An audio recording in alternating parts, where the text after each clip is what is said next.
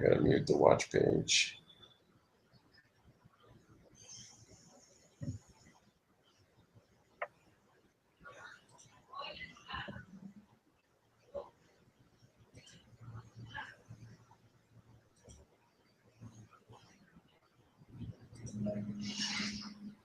So we should be good. We're live right now. Outstanding. I'm not gonna be paying too much to the watch. I'm not gonna be paying too much attention to the watch page when it comes on. So this is Robert BASSANO and my boy John S. We tried to do this live hangout about what, a week, 2 weeks ago. It was called Flat Earth Sunsets and Rises. And before I had a chance to broadcast that bad boy, YouTube was like, oh hell no, forget it, and they blocked it. So got a community guideline strike, but got it lifted within 30 minutes which means that they were eavesdropping on our conversation. So we're gonna take a second crack at this, people, and this one's titled Ruled by Secrecy, Outer Space, Where Does Space Begin, and the Sun. So we got a whole host of information that we're going to be talking about today. Got some information that John shared with me that I've had a chance to look over. Very interesting data. You guys know what my motto is. It's not what you know, it's what you can prove. I'm all about the documentation, baby. Take their documents, do our best we can to decipher it, analyze it, break it down, and find out what's truth, what's fiction, what's bullshit, what's reality, and what's not. You guys know where I come from. Ain't nothing real. So we're going to find out how real things could get or may not be. All right. So what I'm going to do here is that John's going to do most of the talking. Yeah, we already got 20 viewers too, dude. And I'm going to pull up some documents for share screen for you people. And the first document we're going to pull up is actually, let me see here. It's a document by Embry-Riddle Aeronautical University, okay, titled, it's a scholarly commons paper titled, Where is Space and Why Does It Matter? Okay, it's the first thing we're going to talk about. I'm going to blow this up for everybody so they can see it. And then let me do the share screen here real quick there, Johnny. Okay. I don't like doing all that introduction stuff, man, where people start asking, well, where does this guy come from, whatever have you. They're going to hear when you start talking when it comes. Johnny's not somebody that worked for any organization or whatever have you. He became interested in a bunch of the videos that I put up, specifically the one where we spoke to one of the program guys from the Soho team that has that satellite that's in the Lagrange range 1 that's monitoring the sun. And he heard some things on that call that didn't jive. So what I'm gonna do right now is share my screen. Make sure everybody can see this bad boy. And what we're gonna do is we're gonna start off with the first doc. Let me hide this. Pull this bad boy up. Everybody should be able to see it. And booyah! Here goes the doc. Let me make sure everybody can see this document. John, you can if you want to, if you want to watch the watch page. Yeah. Yeah, I think I got it. I can see it. I can see part of it. You can see the what? Okay, you can see the document? Yes, I can see it. Okay, great. So here we go, people. Embry-Riddle Aeronautical University. They're talking about, hang on, my son just came in and rated the whole thing. That's okay, he's good to go. So where is space and why does it matter? Okay. 2014 conference agenda. And here we go. Any particular place you want to start off at, John? Yeah, these documents right here are just in support of, okay, where is space? And it goes back to my main point. I try to keep my points limited to about 3 main points because you can get easily sidetracked and down rabbit trails of different subjects. But my main point, if there's no physical barrier between the Earth's atmosphere and space, and which there isn't, and this is one document that supports that, then what are we talking about here?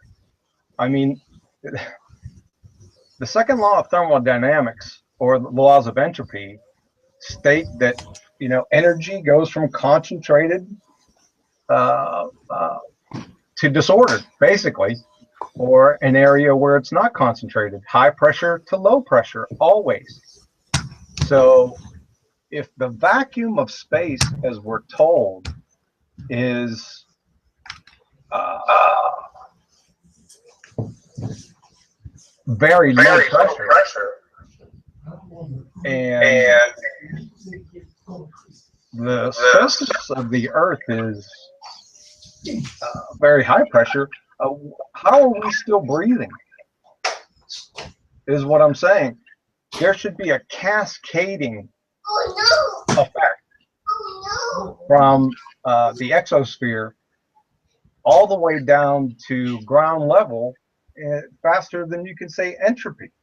I mean, we shouldn't even still be breathing. So everything regarding space, that is Hubble, ISS, satellites, everything is basically off the table. Unless somebody falsifies the second law of thermodynamics, I don't think that's happening anytime soon.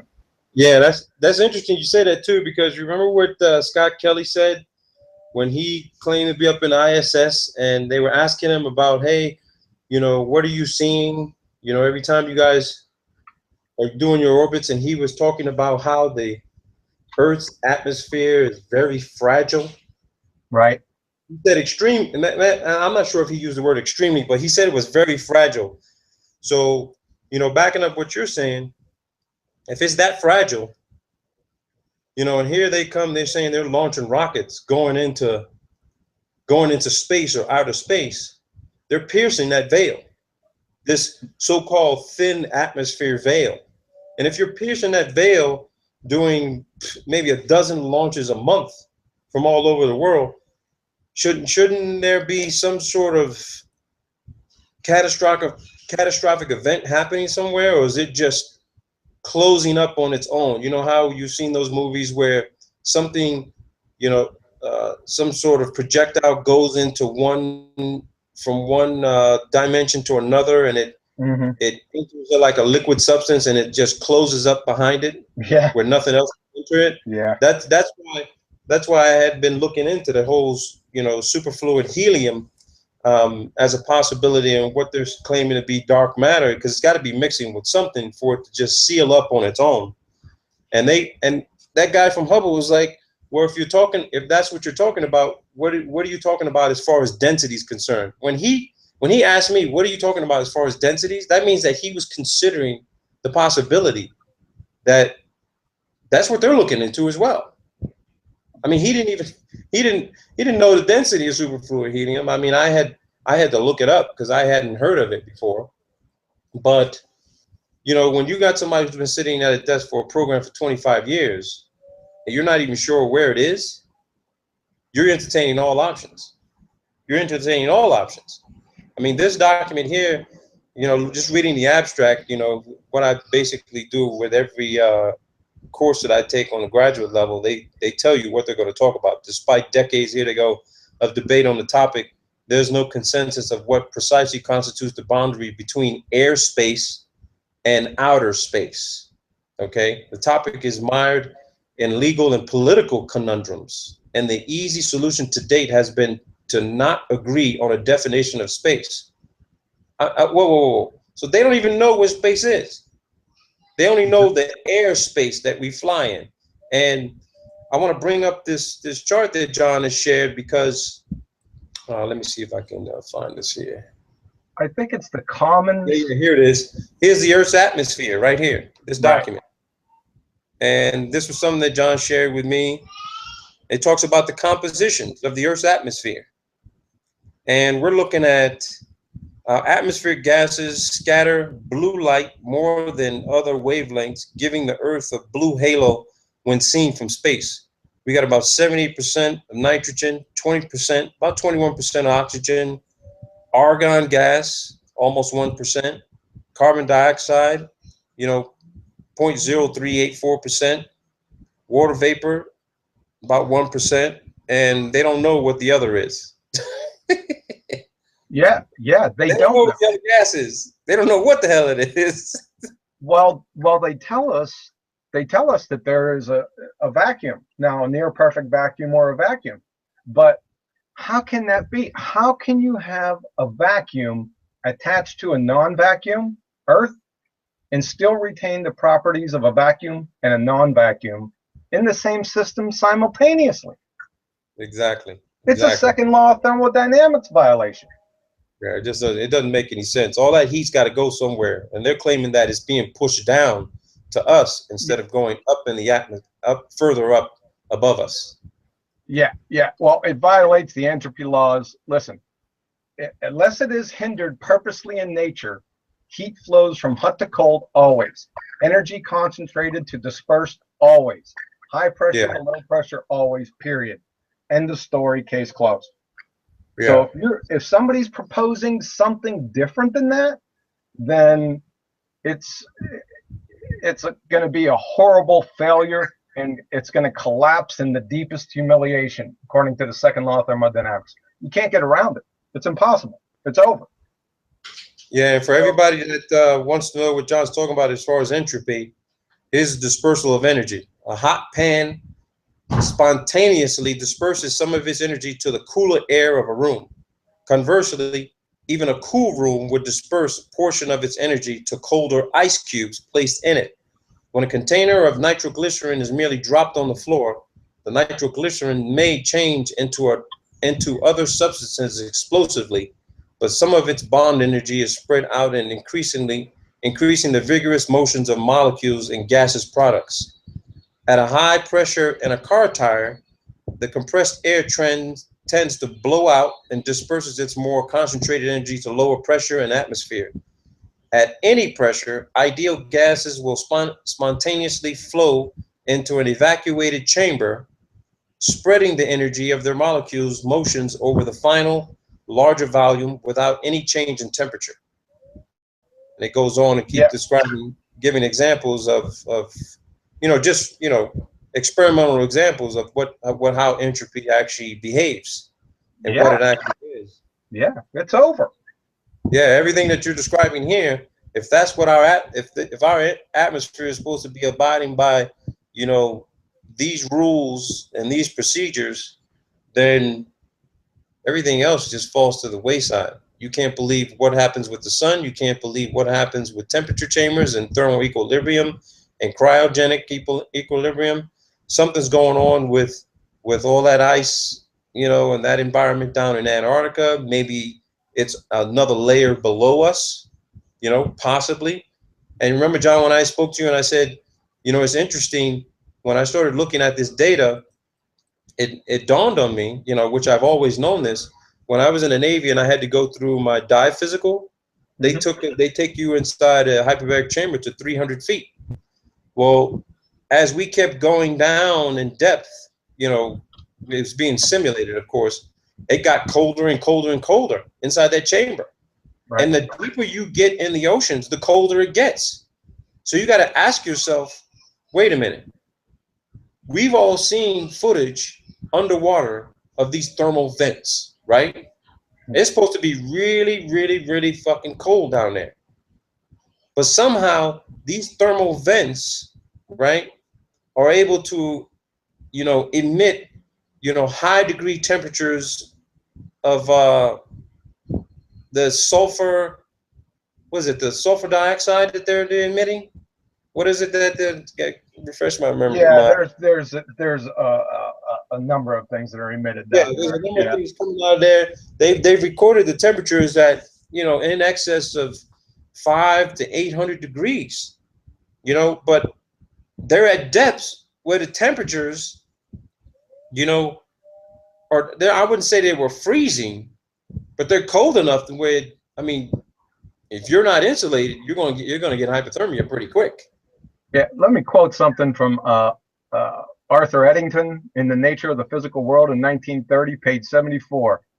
If your theory is found to be against the second law of thermodynamics, I can give you no hope. There is nothing for your theory but to collapse in the deepest humiliation. And that pretty much says it all. because it's basically over. Yeah.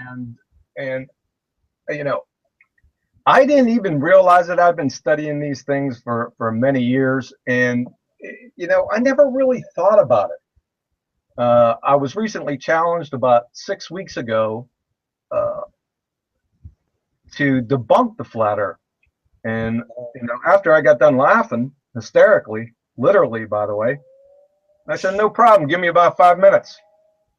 Well, that 5 minutes has come and gone, and I've been kicking myself for a while here, not seeing this.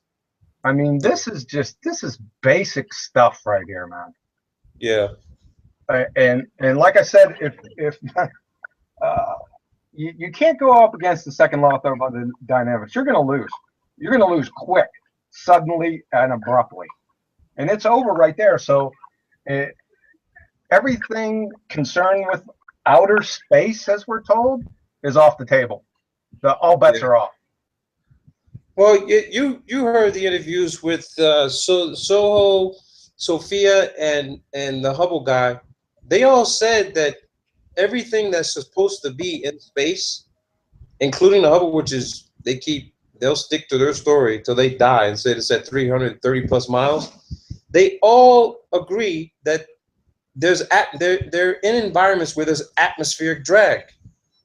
So yeah, the orbital decay. Yeah, that's a bad laugh. So outer space is supposed to be what they claim to be a vacuum.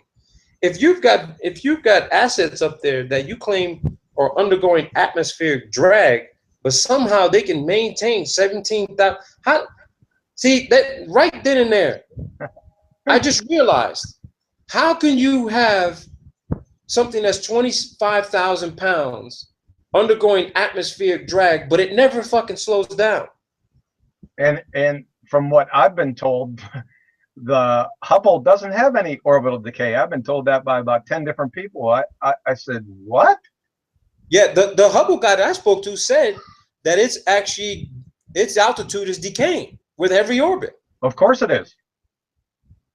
So my thing is that how can something like that still be traveling at a constant velocity? Yeah, and for 15 years, for 15 years, and it's still not within the same altitude of quote unquote the ISS at 200 plus miles. Well, I come across, and I think you came across the same material that said the ISS, and that's at about 240 miles above the surface, and that's about 100 miles removed from Hubble. However, you said that, and I come across things that said that the ISS has orbital decay about 1 to 2 miles every 95 minutes, every orbit or so. Right? Yeah, and I saw that's on the European Space Agency's website. I mean, we can pull that a little bit later, but I had someone from NASA try to tell me, no, you're mistaken. And then some other, debunkers who come onto my channel and saying, no, you don't know what you're talking about. You know nothing about orbital mechanics. The ISS doesn't lose 1 to 2 miles every couple of minutes. It's every year. So bullshit. I'm watching it in real time. I'm watching it go from 220 miles down to almost 215 miles, and then all of a sudden it jumps back up again because it has a propulsion system to push it back up. Yeah. I mean, literally, you can look at the clock and you look at the time, and it's showing you literally in less than 5 minutes it drops 2 miles. So how can something the size of a football field, 100 yards long, 50 yards wide, never undergo any kind of structural or micro stress where literally it'll snap like a fucking toothpick and break apart? Flying at 17,000 miles an hour, they're saying that this they never had to experience any of this. But again, undergoing atmospheric drag. Yeah, and you said you got that, and I got the same figures, the 1 to 2 miles, and this is for the ISS, for 1 to 2 miles every orbit or so, and both the ISS and the Hubble are allegedly orbiting at about 15 orbits per day. So the ISS, as you said, is 1 to 2 miles every orbit. Well, let's do a back of the envelope calculation with Hubble. Let's break that down to 1/16 of a mile. orbital decay per orbit. What do we have? So we got a loss in altitude per day of about 0.93 miles. Loss in altitude per year, 342 miles. Loss in altitude since the last STS mission, I think that was STS-125. Yeah. 7 years ago, that's 2,395 miles. The Hubble telescope should be 2,389 miles beneath the Mariana Trench. There you go. And you know, when I said that, and I was on that call, I was actually doing the math on the fly, dude. And I just came up with an educated guess. You left him, Robert. You left him off the hook, and that's understandable, because if you would have told him the semi-precise figures, you would have lost him. He would have hung up on you. Yeah, I swear to God, I was doing the math on the fly when I was asking the question. I was literally had a piece of paper and pencil, write it down. I said, you know, according to my calculations, the ISS should be in the bottom of Mariana's Trench. And yeah, that's right. That's right. Yeah, yeah. So I did. I listened to that, and I said, well, let's take a look at the calculations. You know, we're not taking everything into account. You know, solar flux and everything. Which, by the way, from 2008 to 2014 was increasing. So that would even be more drag. So you know what? Like I said, that's why I try not to get into the discussions about this. I just go back to the second law of thermodynamics and the vacuum and a non-vacuum in the same system. It is impossible. So all those things, we can stop right now. I mean, if anyone's going to say anything about space, they have to reconcile the second law of thermodynamics. It's really just that simple. We can move on. Yeah, that's you're right about that. You're right about that. I want to go to that one chart again, because the Soho team has said that they don't use the term exosphere. Exosphere would mean what? Outer space, right? Yes. Outer space. They say it's the heliosphere.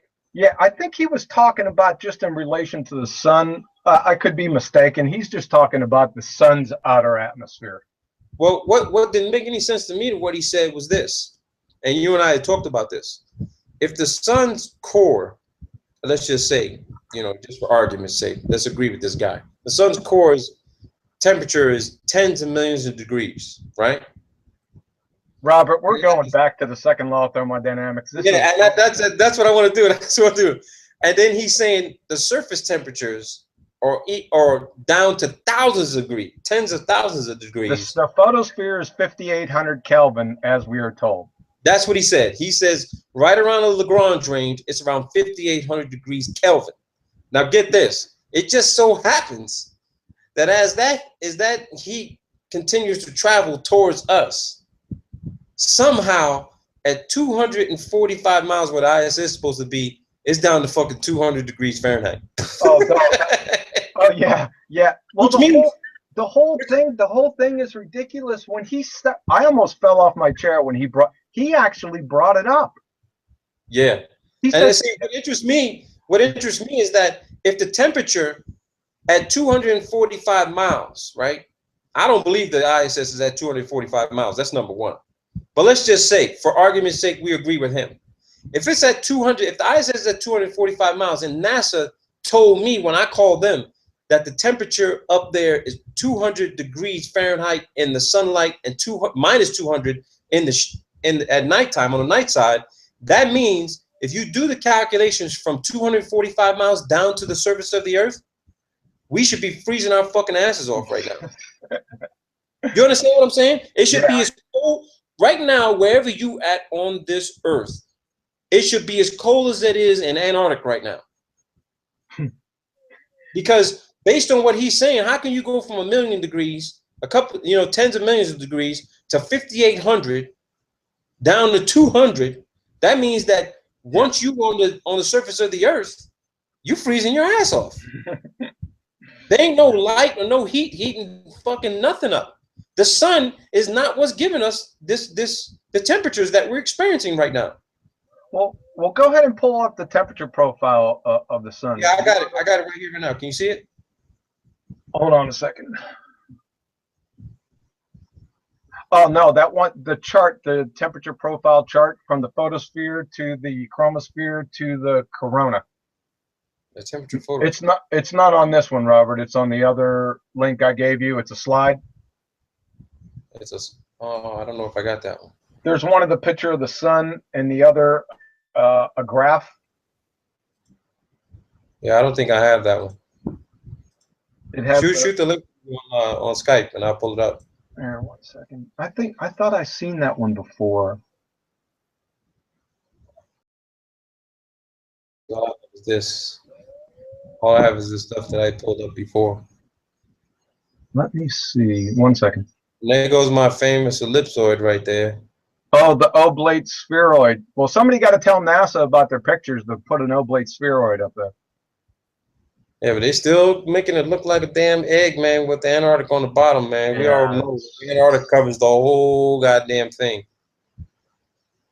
Well, we could do it without the graph. This is pretty easy to go over with because the Sohu guy brought it up in your interview, and he said, Okay. "Do you know we have a problem? Do you know the second law of thermodynamics?"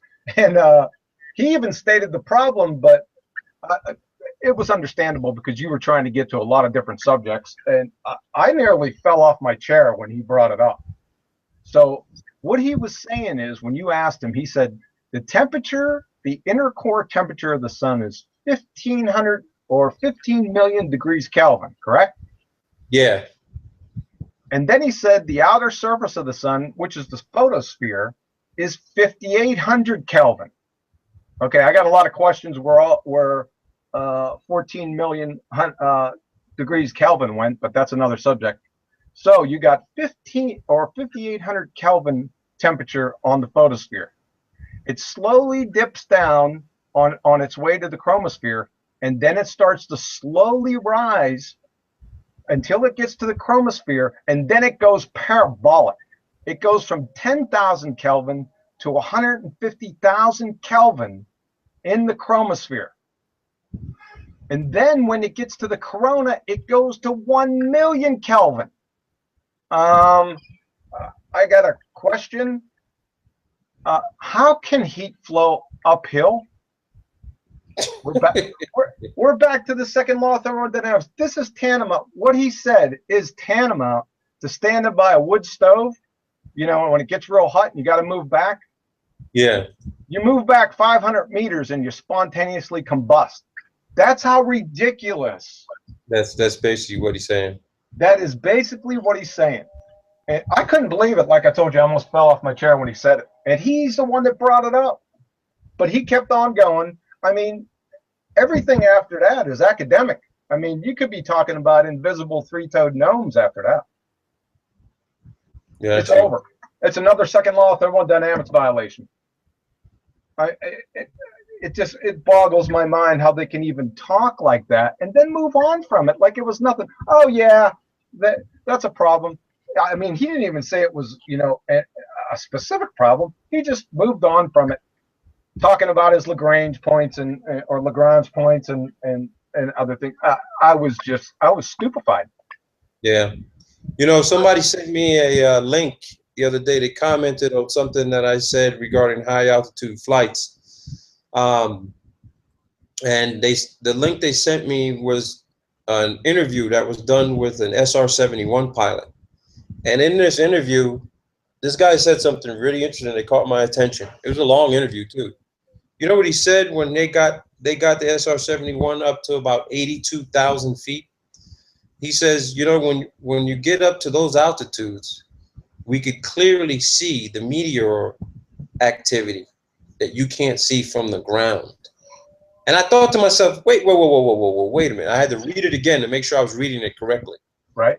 He says at 82,000 feet, when he was looking out of the cockpit, he could see all of the meteor activity. Meteors, man. Yeah. 82,000. Which means here we are talking about where does space begin in outer space. These meteors can't be coming from anywhere further. They can't. He's saying they're seeing this activity just above 82,000 feet, flying the SR-71. You know, almost 3 times the speed of sound. Now get this. I was on another someone else's channel, and we were talking about what the dome could be like, what this ceiling above us could be.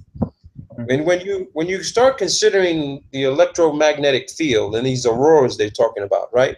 How they're lit up for some reason. They keep saying that the sun is what's causing the aurora borealis and whatever have you. But if you think about this high speed rotational hot air moving around up there, right? And you're trying to maintain equilibrium. Now, I'm of the belief that yeah, our outer atmospheres are moving really fast. Okay.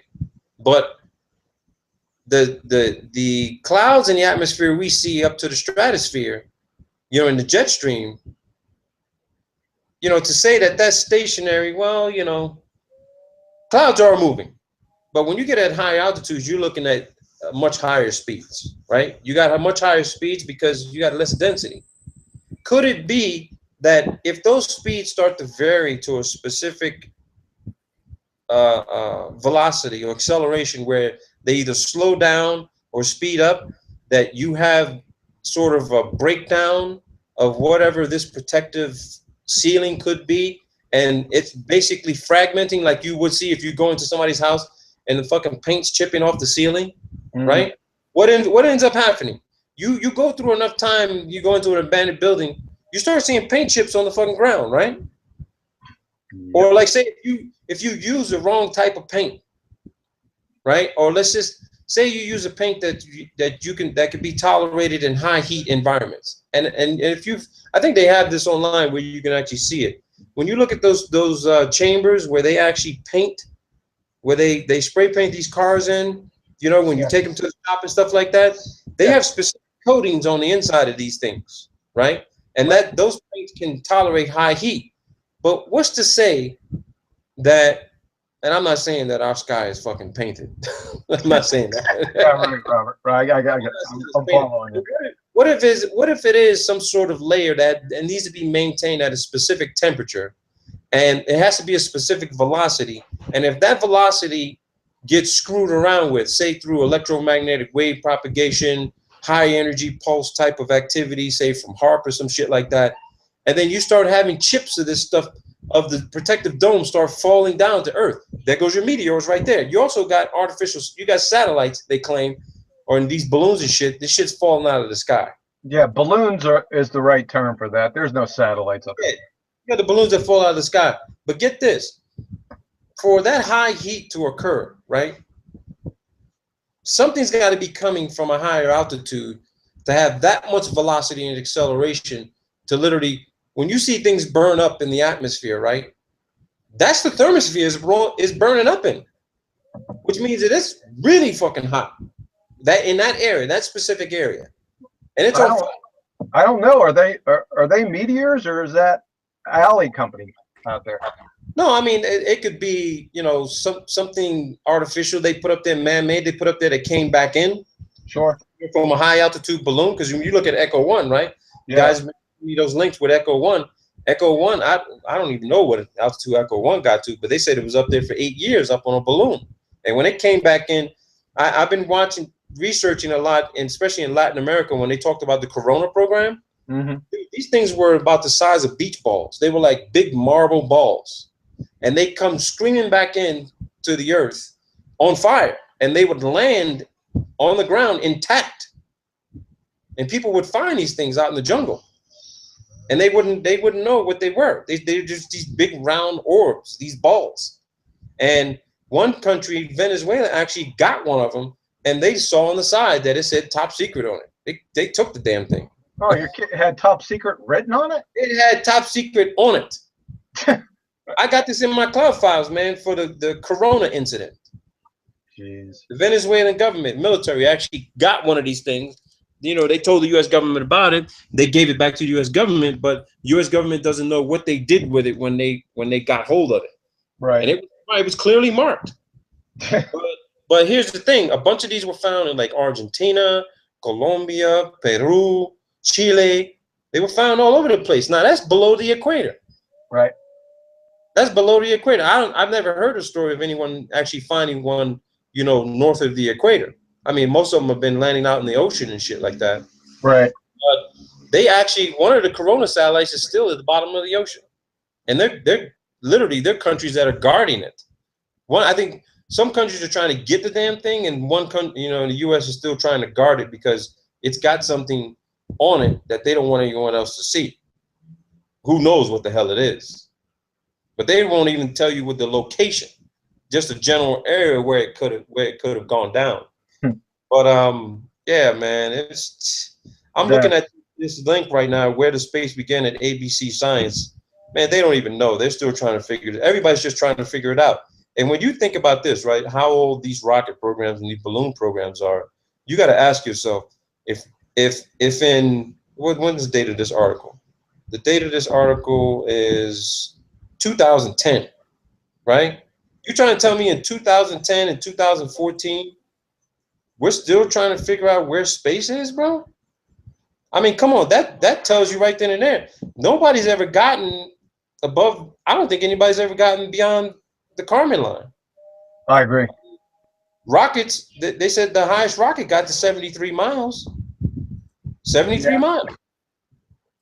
Yeah, I like I said, space, it's off the table. I mean, anything that they say, I just bring up the second law of thermodynamics. It's real easy. There's nothing that they could say. You can't get around it. There's no possible answer. So everything that they tell us about that I don't believe it. You can't. You can't. Robert, I wouldn't trust them if they told me what the air pressure in their tires were. I'd have to witness them. I'd like to see it. I want to see it. You need to pull out the gauge. I need to see you do it. I need to see you do it twice. I want you to confirm it. I'm not believing anything they say, especially when they're contradicting themselves with every other breath. I mean, Emery Riddle is saying that a proposed boundary, 50 miles, 80 kilometers, roughly the point at which aerodynamic control surfaces are no longer useful. No longer useful. Okay. Yeah. Further background, this line was set through testing of an X-15. The X-15 is designed for control in both the atmosphere and out space. Okay, it was the 50-mile line where the X-15 switched from aerodynamic controls to atmospheric propulsion system. Okay, then they go 62.5 miles, the Kármán line, a vehicle at this point which can be between 53 to 60 miles depending on air density, would have to fly faster than orbital velocity to derive sufficient aerodynamic lift from the atmosphere to support itself. At this point, air density is about 1 over 2,200,000 density on the surface of the Earth. As certain parameters such as solar flux, magnetic index, and others are varied, the calculated altitudes vary. However, the boundary to space is set at 100 kilometers for ease of use. See, they're always looking for the easy way to do things. So they really don't, what they're trying to tell you is, shit, we just got a general idea. We don't really fucking know. Well, Hans Haubold, I think that's how you pronounce it, the senior program office at the UN Office for Outer Space Affairs. Yeah. Said that atmosphere is too fuzzy for a physics-based definition to ever be established. I got the link right here. So they don't know. They have no idea. Look what they say is 73 miles. The midpoint of gradual transition over tens of kilometers from relatively gentle winds of the Earth's atmosphere to more violent flows of charged particles in space. Oh, geez. Violent flows of charged particles. How can you have charged particles in a vacuum? That's what they're saying. This study examines space between 100 kilometers and 150 kilometers. There's a gradual transition from the magnetospheric to the thermospheric control. The area is important. Yeah. I mean, it's their own data, man.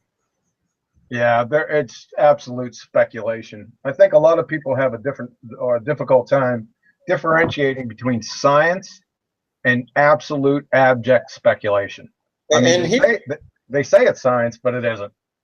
Here's the interesting thing. They say here at 76 miles is when NASA's mission control as the point of they use this for mission control as a point of entry at which atmospheric drag becomes noticeable. Now get this. If this is true, which is not, think about this. If the space shuttle was going beyond this, 100, 200, 300 miles, right? That means that damn vehicle has so much attitude adjustment, pitch, and yaw control that's so refined and detailed, where this computer is so advanced. That means that when the space shuttle got out beyond these altitudes, it should have been wobbling and spinning out of fucking control, like somebody who was right-handed trying to throw a fucking touchdown pass with their fucking left hand, blindfolded. Because we know how what that football would look like if they tried to throw that ball that way. Yeah, that's what they're trying to say.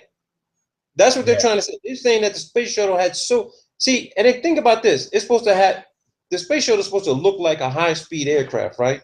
So that means, why did you design it that way for it to go into an environment where none of that shit would even apply? It doesn't matter if it's got wings or anything like that. It's not going to fly correct because it doesn't have anything to push off of. You'd have to be pressing all kinds of buttons and jets just to keep it aligned. And they're trying to tell us that this fucking thing could dock with the fucking ISS with surgical fucking precision every fucking time. Yeah. Well, you said that just out of control. You made the key statement: propulsion. I mean, what's it pushing against? Nothing. But like they said, there's atmosphere up there, which means that's not fucking space. That's not space. They need to get their story straight. Yeah, like I was saying before when we were talking about this, I mean, they cloud these. This isn't science at all. This is absolute story, just those storytelling, Robert. That's all it is. They masquerade it under science, but it isn't science. I mean, science, you have to follow the scientific method, right? Yep. Well, it's quite simple. Give me the hypothesis. Most of these people don't even know what a scientific hypothesis is. You ask them what an independent variable is, you get that deer in the headlights look. Yeah. I mean, don't tell me stories. This is an important point. Like its fairy tale sisters, paleontology, anthropology, archaeology, geology, evolutionary biology, for goodness sakes, theoretical physics, non-experimental, astrophysics, astronomy, and cosmology aren't science. They can't form scientific hypotheses. They can't do it. They don't have viable independent variables to test. If you can't even formulate a scientific hypothesis, is it science? I mean, what are we talking here? Right? And it's interesting, they show this picture, right, of what the Earth is supposed to look like. And you see how they make it much smaller to make it look like they're really way out here? Yeah. All of this shit is in the atmosphere, man. Nice drawings. I mean, look at this. They got the Kármán line, 62.5 miles, way far the hell out from the Earth, when we all know the Kármán line is way closer than that. Right. Inside our atmosphere. I mean, this is data being put out by another university. Yeah, nice drawings, nice artist work. I mean, let's get into some science then. That's what I want to ask them. Where's the science at? Their science takes them to maybe 75, 80 miles, man. That's it. Don't go any further than that. It can't. And this goes back to what Don Pettit says. He said in his Tyranny of the Rocket equation that if the Earth were any bigger, nothing would ever leave the surface of the Earth. No rocket. Yeah, I listened to it. I listened to it. That's what he said. He said if the Earth were any bigger, nothing would leave the surface of the Earth. Now, according to NASA scientists and the USGS, is the Earth not expanding? Right? The Earth is expanding, right? According to them? According to them, it's expanding, right? It's getting bigger, right? Oh my, I don't know how they come up with that. You know, they're saying the Earth is somehow getting bigger. There's more land out there. There's land masses popping up. You got tectonic plate shiftings. You got land masses spreading out. It's just everything that they're putting out contradicts one other area of science. Well, it contradicts common sense. I mean, they say, you know, space is expanding at what? 93 The 93 meters? million miles a second. Yeah, okay. My question is, what is it expanding into? They don't know. All Soho could tell me was we're heading. It's expanding away from us, and we're heading in the opposite direction. So where is everybody else going? Why are we going in the opposite direction? Yeah. Space is expanding at 93 million miles a second away from us. Then why are we going in the opposite direction? I don't know, and I would really like to know. To expand, you're going to have to expand into something else. So until you tell me what that something else is, it's time to clean the bathroom. Because dude, check out these altitudes, man. Look at this chart. According to this, a sampling of suborbital vehicles, right? Look at where these different countries, right? United States, everyone's at the fucking Kármán line, dude. Yeah. Except for this one here, right? It's Space Loft. I don't even know what the hell that is, to be honest with you. I'm going to look it up, though. 99.5 miles. But everything else is right at the Kármán line, dude. Yeah. They can't get way beyond that. I mean, I can understand this here. I guarantee you, give me a week. I'll debunk where this actually really is. give me a week. I'll debunk. Oh, I even know who this company is, to be honest with you. And I can tell you here's something right now. Arca. Right. Arca. Ain't no, they still in the test stages of their fucking vehicles. They ain't no way they got something 112 miles. Yeah. I know who this company is. Give me a week. I'll debunk these two. That's a nice chart. Oh, here you go. Check out Worldview. 18.6 miles on a balloon. On a balloon, dude. Why would this even be considered part of a space document? You know, this hadn't even launched. It's 2017. This one here in Swiss space. They say they're going to 62.5 miles, the Kármán line. Yeah. This XS1 from DARPA 2010, they don't even know how far this thing went. Yeah, like I said, it's a nice chart. I can get like that and put some numbers in there.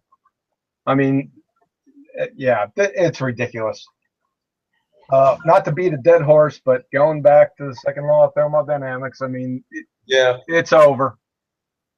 What we're talking about here, Robert, is we're talking about religion and pseudoscience priests telling us the way things are. That's what we got. All those so-called disciplines I mentioned, they're pseudoscientists. So-called modern science is a religion. I mean, materialism, realism, methodological naturalism. As a matter of fact, it's blind, deaf, and scientifically falsified religion, right? Because the quintessential attribute of a religion is belief without evidence, correct? You got it. So while materialism and realism's quintessential attribute is there's a world of matter outside perception and consciousness, right? That's what the whole ball of wax is. That there's a world of matter outside what you perceive or consciousness. So I want them to provide me the experiment that validates it. Because there isn't. Because quantum mechanics has already shown and falsified materialism and realism. I mean, it's over. It's over. And if anyone has any question, they can go ahead and take the Quantum Randy Challenge. And they can also get a feather in their cap Nobel Prize. All they have to do is prove naive realism and local realism is true and not observation dependent. That's all they need to do. This other document you sent me titled sources of stellar energy, and the theory of the internal constitution of stars. This guy, Nicholas Oh, yeah. Kozrev, look at what he says, dude. He says, prior to that, he says the surfaces coincide. Let's go up here. Okay. Let's go right here. You got the Russell Hertzsprung diagram too. Yeah. He says instead of the transection line given by the heat output surface and the heat radiation surface, stars fill an area in the plane of density and temperature. The surfaces coincide, being proof of the fact that there is only one condition, the radiation condition. Hence, stars generate their energy not in any reactions. I mean, there's no sort of stellar or fusion reaction at all going on with a star. Correct. Right? Now, you know, see how they always tell us stars are generating all this fucking energy and shit and all these particles and all this. This guy's saying nothing is happening. No, yeah, he's saying he says nothing. He says nothing. They ain't generating nothing. Their energy, there's no reaction, no physical gases, chemical or cosmic reaction going on. He says stars are machines directly generating radiations. The observed diagram of heat radiation, the relation mass luminosity radius, cannot be explained by standard physical laws. Yeah. I think this was in 1940. This guy was imprisoned under. Yeah. That's what it says. But I think that this paper was translated. I got a hold of this some years ago. He was imprisoned in Russia. I don't know, Stalin, somebody, I can't recall. But he did his doctoral thesis on the standard model of the sun. He just utterly destroyed the standard model and took E equals MC squared, Mr. Einstein, I should call him. We can get into him in a few minutes. And just utterly destroyed it. Says that in 1936 he was imprisoned for 10 years without judicial interdiction by the communist regime in the USSR. Set free in 1946, he completed the draft of this doctoral thesis and published it in Russian in the local bulletin of the Crimean branch of the observatory. Yeah. Throughout the subsequent years, he continued to expand upon his thesis. Although this research was started in the 1940s, it remains relevant today because the basis here is observational data on stars of regular classes. This data has not changed substantially during the intervening decades. So they probably threw this guy in jail because he was like, you need to shut the hell up. You can't be telling people this, man. We're trying to tell them that all this stuff is real. See, now here's what's interesting about this. Here it is. I put out that first video, right? Artificial stars, right? Nothing. Oh, yeah, that was a good one. Now, I hadn't even known about this paper, and I had immediately made that assumption. Everybody was like, well, how do you explain back in the ancient Egyptian days? Who you're saying that they created artificial? No, I'm not saying they created it. Somebody else did the shit. But now this paper supports what I'm saying. This paper supports it. That, and I'm not trying to take claim that, yeah, he says stars are machines. I know it's a figure of reference that he's using. But it goes on to say stars exist in just those conditions where classical laws are broken and a special mechanism for the generation of energy becomes popular. Those conditions are determined by the main direction of the diagram and the main point located in a direction. Physical coordinates of the main point have been found using observational data. This is some interesting shit, man. Oh, the paper utterly destroys the standard model of the sun, and we already did that with the second law just a little while ago. So this is crazy, dude. Yeah, I'm a lot of the stuff I'm looking at for the first time. Energy, he says, energy radiated by the sun and stars into space is maintained by special sources, which should keep stars radiating light during at least a few billion years. You hear what he says? Yeah, that's crazy, dude. That is crazy. He's saying energy radiated by the sun and stars into space is maintained by special sources, which should keep stars radiating light during at least a few billion years. So the fact that when astronauts claim to go up in space, or you send up a high altitude balloon and the camera pans up to look at the rest of the sky and you don't see shit, is he basically saying that we're out of time. Shit, then already the light's already gone out. The light's already gone. We already passed a few billion years. The light's gone. Yeah, that's why you don't see anything, because it's gone. Yeah, and then you get down the rabbit trail of light or electromagnetic waves. It gets pretty convoluted when you start to get into quantum mechanics and electromagnetic waves and the wave duality property of light. I mean, I really don't know what people are thinking. I guess they're thinking the wave function is some type of wave that you can measure or something. I don't know. But yeah, he destroys the standard model here. Like I said, we already destroyed it a little while ago with the second law. So it's an interesting paper to go ahead and read through it. Yeah. And see his conclusions and how he figured all this stuff out in the 1940s, by the way. I'm gonna give this to everybody. Let them read it for themselves. They can have it. Right. So we've taken sort of the sun, the standard model of the sun to the woodshed, outer space to the woodshed. What's left? Hey, did you read that? The naval railgun. Oh, you want me to read that?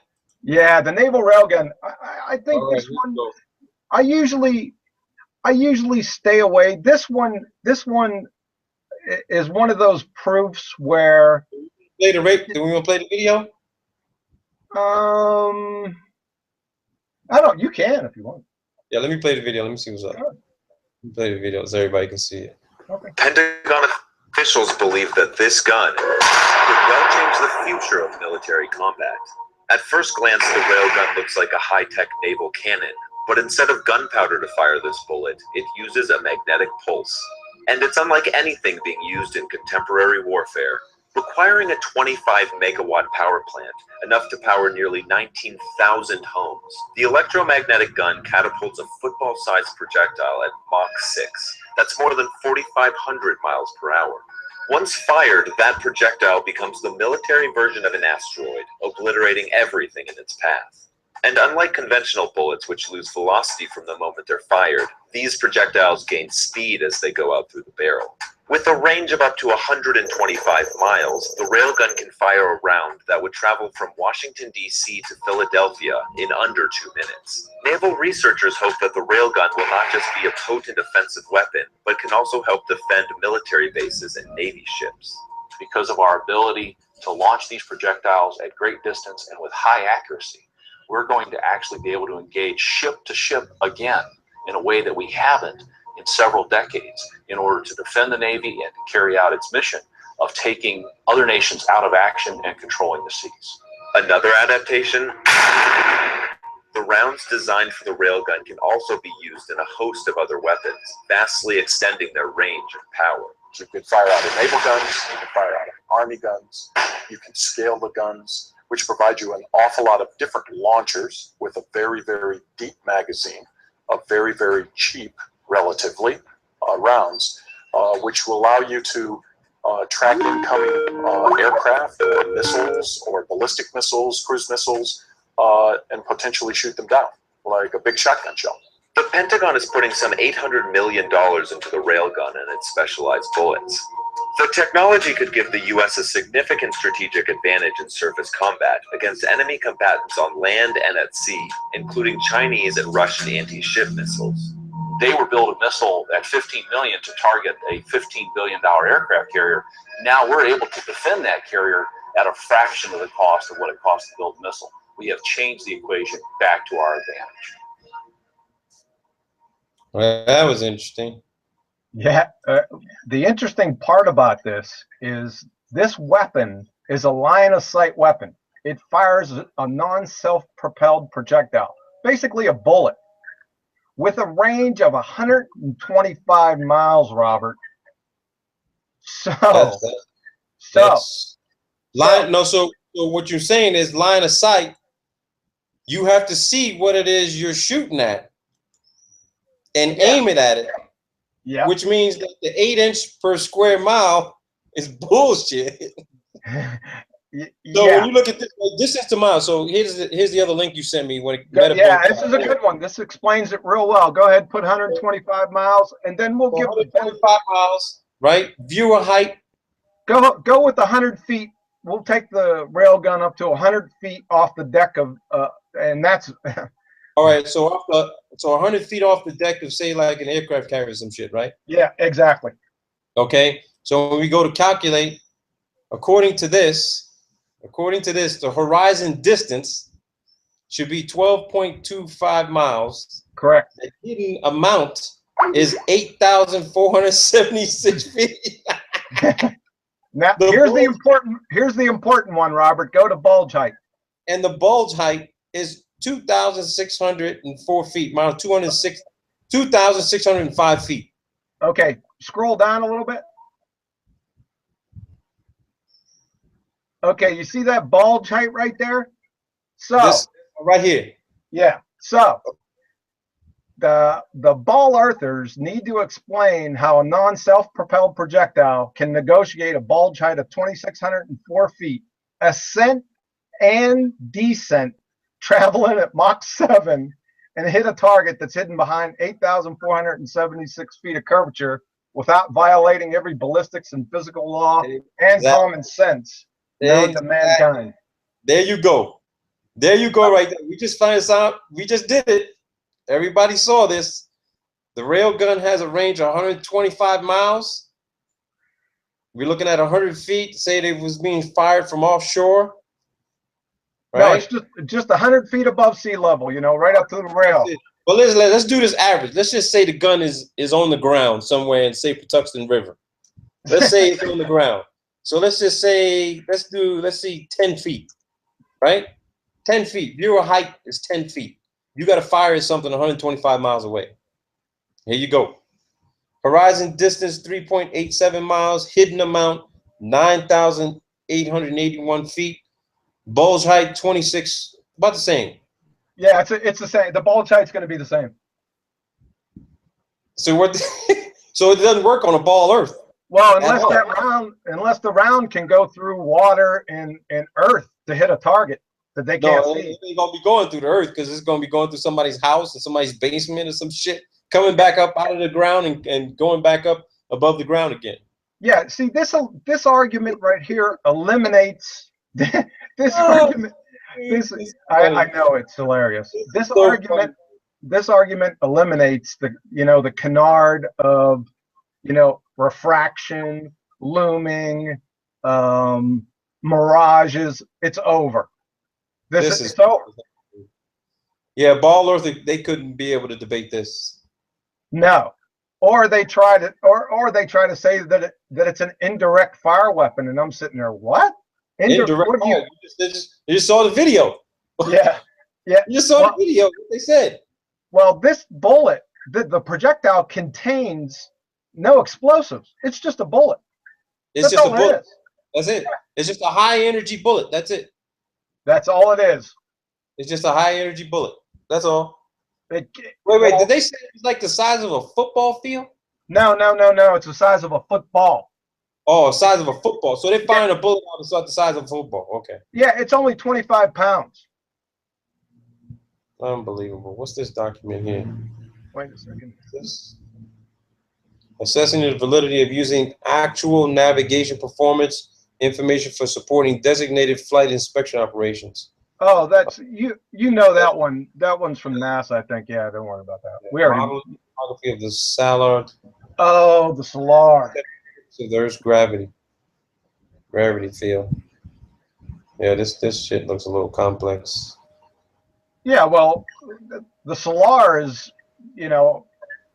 what is it? 100 miles across and 68 miles. Yeah, that's that reflective pool, isn't it? Yeah, it's a floodplain, and it floods, and the water stays there for months. So how can water stay on a ball? No, it shouldn't be able to stay like that. Yeah, exactly. It should be flowing over the side. You should see all kinds of waves and shit like that happening. Well, it shouldn't stay there for all that long. And what is a flat surface? Did you see what they say that it was? Hold Yeah, on they a said second. it is flat surface.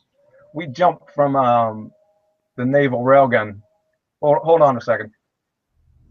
Wait, hold on. You want me to go? What do you want me to go back to? We were talking about, we can get to that here in a second. We can go back to the naval railgun, the indirect fire component, or the aspect that people bring up. It's real mind-numbing. They think it's an artillery artillery piece, but artillery uses HE and incendiary rounds, right? This round right here, it's not explosive. It has no gunpowder or chemical propellants at all. It only weighs 25 pounds. So you mean to tell me that, and it kills by it kills by speed. That's by what the its sheer killing force. power is in. Yeah, by the sheer force. Yeah. Now, as an indirect fire weapon, it's going to lose all of its speed. And what's it going to do? Drop a piece of dead 25-pound weight next to you? Boy, that's real scary. Yeah. So indirect fire weapon, that's preposterous. They spent a lot of money on this fucking thing too. Yeah, and like I said, it eliminates the canard if you go down, the road of refraction and mirages and all that nonsense. This just takes it out to the woodshed and eliminates it. Just stick with this one. It's over. This little Earth curvature bullshit. The Pythagorean proof of curvature for a ball with a radius. Right. That one calculator is the best one I came across. It's outstanding. Yeah, that's a good one. I like that. Yeah. I like that. What was this? This was entropy. Yeah, we already discussed that one. Yeah, I'm gonna share this in the chat with the guys who are listening. Let me share this with these guys. And I think the Solar one, that's kind of old, but I don't know. I mean, how do you explain a geometrically flat surface on a ball? I mean, You can't. It's I don't know. You can't. You can have mountains, you can have depressions, you can have a myriad of topographical features on a sphere, but what you can't have a geometrically flat plane. You can't have it. There's a contradiction. Yeah. Now, what's this one document you sent me? An experimental test of non-local realism. Oh, I think that was one of the documents that we were using to debunk Einstein, which is pretty easy. Oh, okay. I mean, if you want to, it's a little bit off topic, but I mean, if we want to go into that. Yeah, we can talk about that one another time. I want to look at this carefully because there was actually Okay. I didn't get a chance to read this. I want a chance to read this. This is the Einstein one that you talked about. Experimental of Einstein. PR paradox. Okay, the new violation of Bell's inequalities. Yeah, he tried to debunk quantum mechanics, and quantum mechanics debunked him. we can choose another time to talk about that one. Yeah, we could. Yeah. Local hidden variable theories. Okay. Yeah, we're still into that. Yeah, this is the Bell theory. That all. Yeah, I'll do another hangout where we can talk about the whole Bell paradox and Polinsky-Rosen paradox.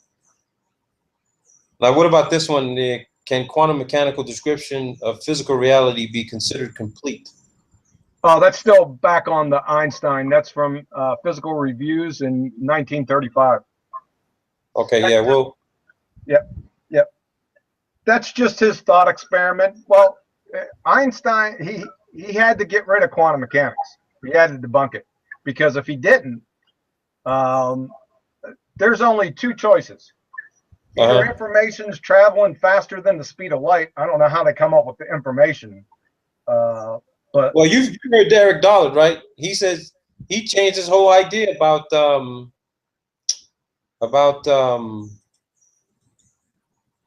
speed of light. He says don't travel.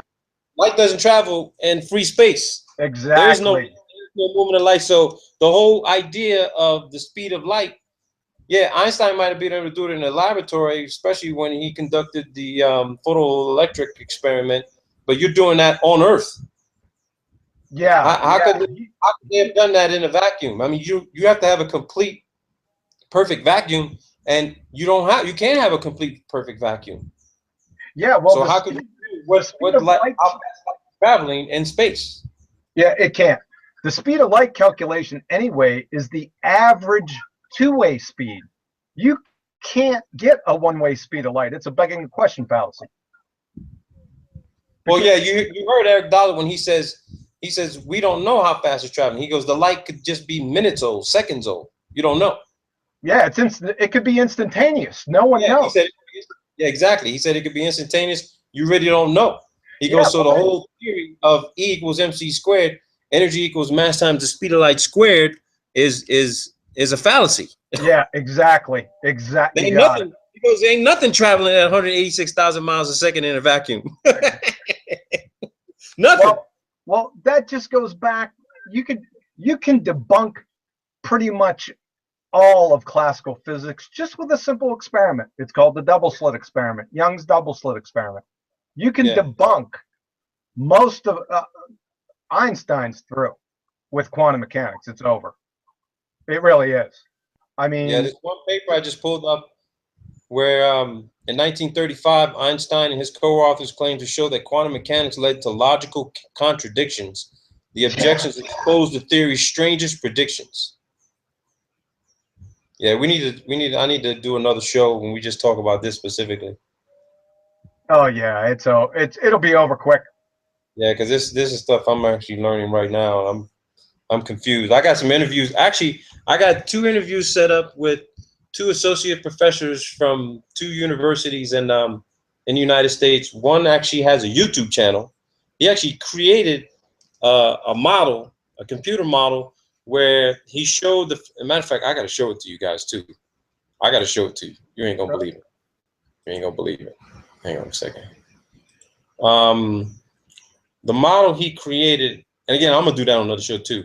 But he showed a stick figure standing on the earth, right, in the center, and it revealed you know, a view of the nighttime sky. The plane of the earth was flat. He looked up at the nighttime sky, and you could see all the constellations. They were all rotating at a specific level, and then it zooms out to show which layers were actually rotating. But guess what? The center surface of the flat plane Earth was stationary. So I called him up.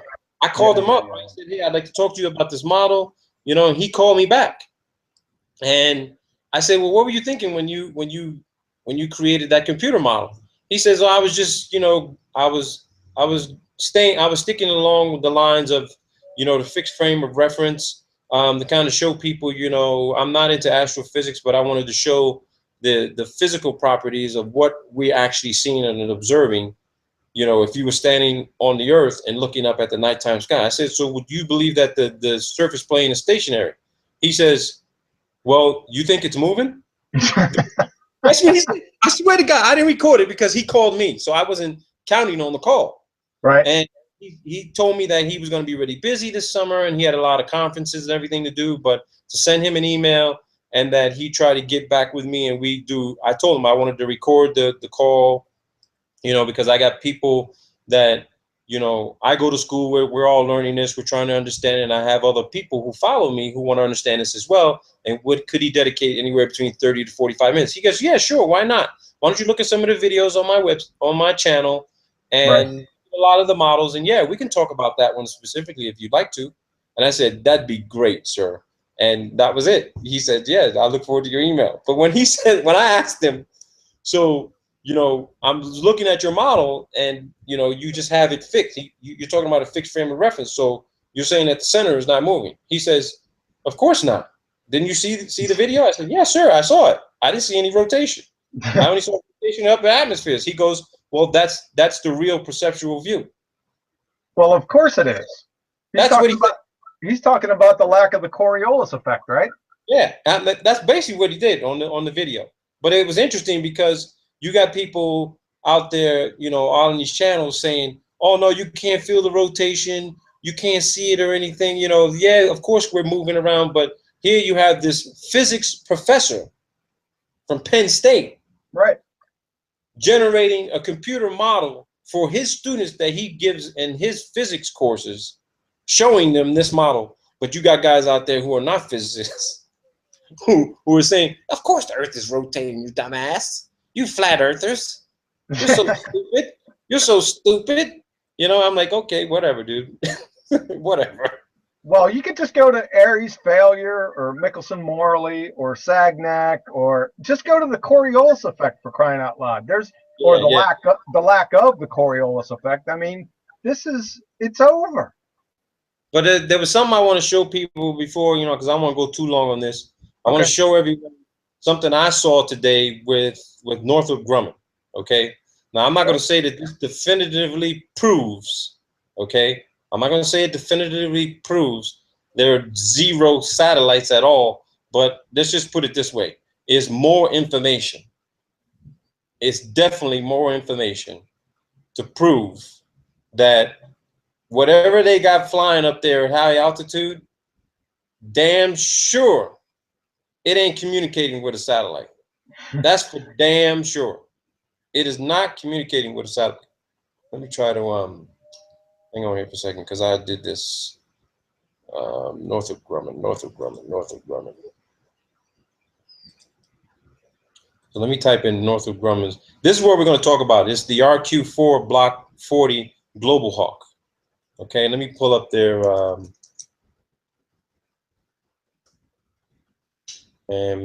shit, hang on for a second. Beacon. Northrop.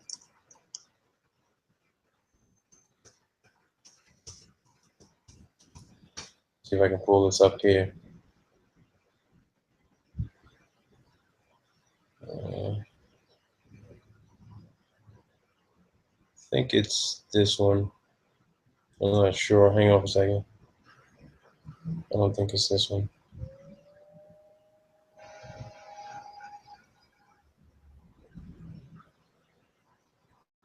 No, that's not it.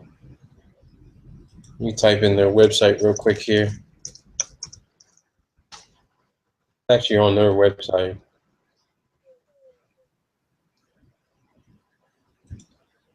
And it's a really interesting video illustration of exactly what the Global Hawk does and how it communicates. Mm-hmm. And it just, the fact that this is just so obvious, it baffles me. I mean, it really does. I mean, I hope I'm just not part of some secret episode of Punked. I really do, man. Because you can't put all this information out there in open source like this and don't expect people to run with it and say, holy shit, look at this, look at that. It's out in the open, it's out in the open. You know, I think everyone's just looking for these secrets that they think are just going to reveal themselves out in the open. There are a few that will probably be put out there, but most of the information is just available. Yes, on, it is. you know, the company's website. Hang on for a second here.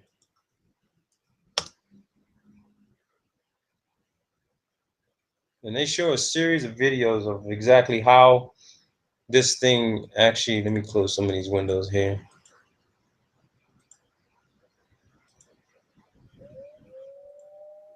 Okay.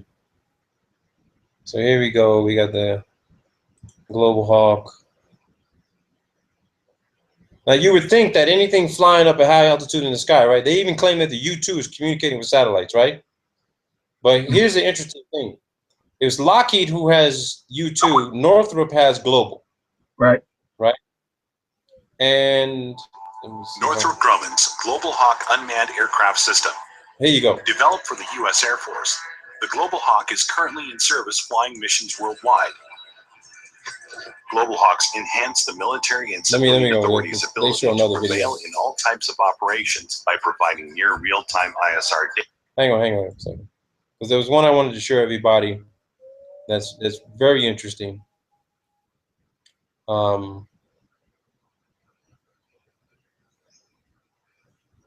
Okay, the broad area maritime surveillance. You got to see this.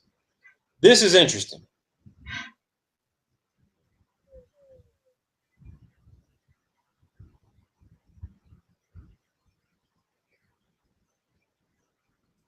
Let me start this video. Everybody can see this.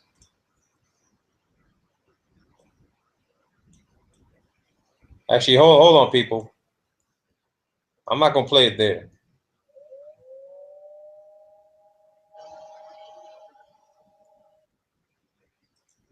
I'm not gonna play it there. I'm gonna play it on YouTube. So everybody can see this bad boy. Bear with me real quick here.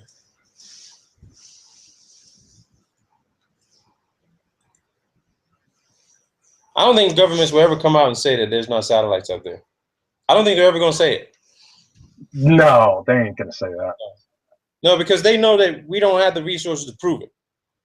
But when you come up with videos like this, you got to ask yourself, you know, that whole commercial, things that make you go, So check this out.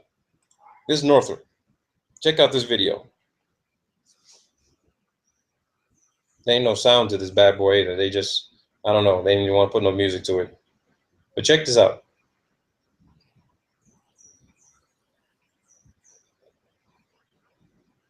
So it's just, you know, their marketing and advertising video for their products.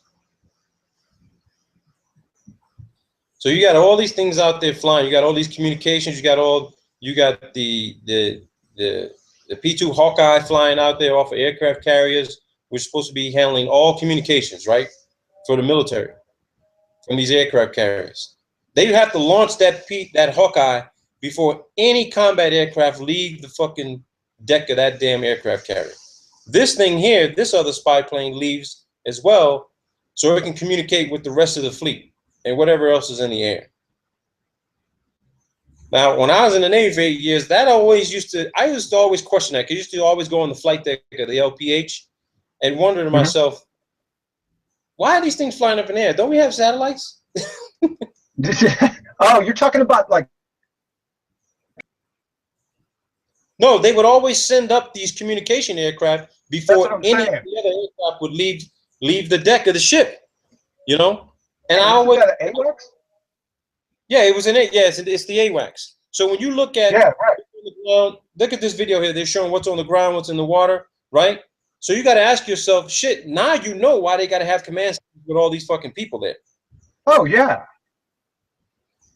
Because when you look at the size of the military, all these people communicating with different units. It's not satellites, man. Now watch this. Watch this. This made me laugh when I saw it. So here you go.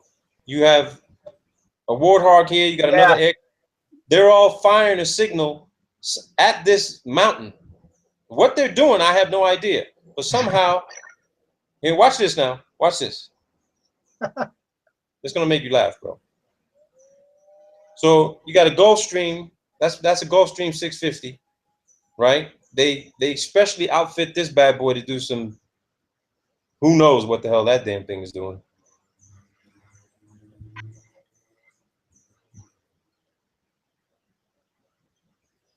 Now these things can get to about 80,000 feet, dude. The range the altitude range they say that they list is around 60,000 feet. Right. I looked at the technical specs. They could get this bat on a good day. They could get this bad boy up to 80,000 feet. Huh. And it's acting as a glider. Right. A glider. A glider at 80,000. I don't understand that. Look at this. No. Check this out. Now, what is the Global Hawk communicating with? Why do they need to do that? That's what I'm trying to tell you. You saw what those planes were communicating with the Global Hawk, right? So the Global Hawk is flying at higher altitudes above the combat aircraft, and it's handling all the communications for everything else that's operating around 30, 40, 50,000 feet. This thing is flying. They're all unmanned. That's what I've been telling people. They got 33 U-2s in the fleet. Half of them are being flown with no people inside. And the Global Hawks, they all unmanned. Every single one of them, there are no people inside. They just got nothing but comm gear, geospatial imagery. They do everything. That's your second satellite platform right here. Right. Second satellite. Dude, they got IR, thermal, everything. So when you see videos and you see footage of what you think is being taken from space, guess what it is? It's a zoomed out view, making you believe that fucking thing is being taken from the ISS or some satellite. Oh yeah, most definitely. It's a wide angle shot, dude. Oh yeah, I don't trust any videos or any of their pictures. They're saying that this Global Hawk communicates with all these aircraft. That's how they handle their communications. So what happened to the satellites? Yeah, that's what I'm asking. This is what you need for a broad area maritime surveillance. They don't list satellites in here. They ain't no satellite. I didn't know. Picture. I didn't know that Global Hawk was unmanned. It's unmanned. I mean, you could put a real small person in there, a midget, but I don't think they survive. But they're all unmanned, dude. All unmanned. Yeah, they are all unmanned. I don't want to play this whole video. You guys get the general picture of that shit. Right, all right. Unmanned, dude. I mean, here's yeah. Everybody can go to that website. I'm gonna put it in the chat for everybody so they can have it.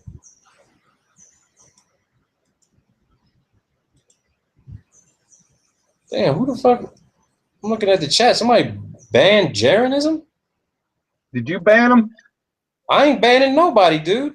I ain't in chat. I don't even know who the hell. People got hammers or some shit? Come on, man. Whoever out there, if that's a real Jaren, let him do what he said. Let him say whatever he's gonna say. I'm not paying attention to it right now. But here goes the technical sheet for the Global Hawk. Right. And I've been going over this thing, man. This thing is incredible. This thing is incredible, dude. Now, look at this. Yeah. You got a communications antenna in here. Look where it's pointed. Now, you would think that this thing would have to point up in the sky, right? That does look like a satellite, right? What's E19? Let me see what E19 is. E19. They have it in the nomenclature. What the hell it is? E19. Let me see what E19 is. Is it down on the side? Yeah, it's right here. It's right here. E19 is a 1.21 meter wide KU band SATCOM antenna. Is that DirecTV satellite? Dude, they say E19 is a 1.2 meter wide KU band SATCOM antenna. SATCOM. Dude, it's got a video camera on it. It's got everything, dude. So when you want to, NASA uses these damn things for weather, bro. For weather. They got a SATCOM RF assembly, SATCOM high-powered amplifier. So my question is, aren't these SATCOM antennas supposed to be pointed up in the sky at like 45 degrees or some shit like that? Well, why would they need to have them in the first place if there were satellites? What's the point? That's my point. Is that why the fuck is this thing taking up space inside the nose cone of this thing? Yeah, why is the entire plane taking up space? I mean, this is crazy, dude. Yeah, I know, it's ridiculous. There's logical inconsistencies at every turn. Now I was reading Northrop Grumman's website and NASA and the DoD. They're talking about having 100 of these things in their fleet, man. 100 flying around the world nonstop. How much are they? About 230 million a pop. Nice. Yeah, 230 million a pop. They can fly for about 30 hours. 30 hours. So while one is about when one of them is about probably got 3 hours left, you launch another one up there to replace this one, and you just keep rotating. They do the same thing with U-2. Right. They do the same, but there's only 33 U-2s out in the fleet. Half of them are unmanned. You only need 10 to cover the entire Earth. You get 100 of these, you got better cell phone communications, television, everything with this thing right here. 230 million. But guess what? NASA needs 19 billion. That's it. They need 19 billion to go to Mars. Shit, Mars could be fucking down in some cave somewhere in Latin America. Oh, did you see their video? The NASA guy, he was on video talking about how dangerous the radiation belts are. Yeah, I saw that. It's a bunch of bullshit. Where he said we need to solve these problems before we send man through these belts. Yeah, that's what he said.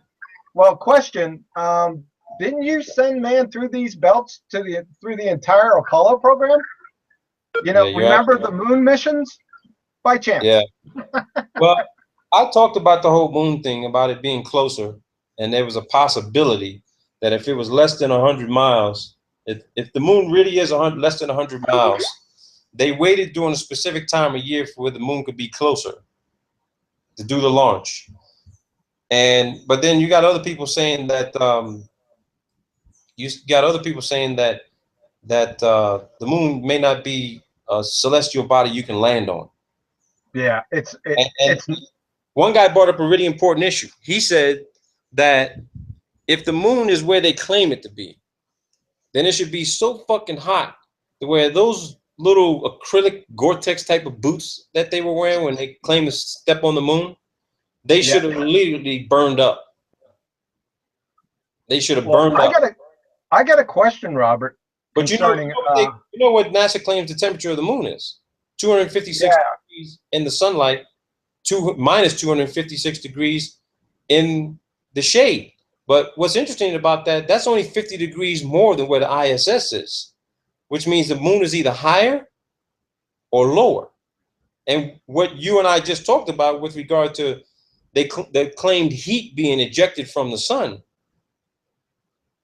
we should either be freezing our asses off or burning up.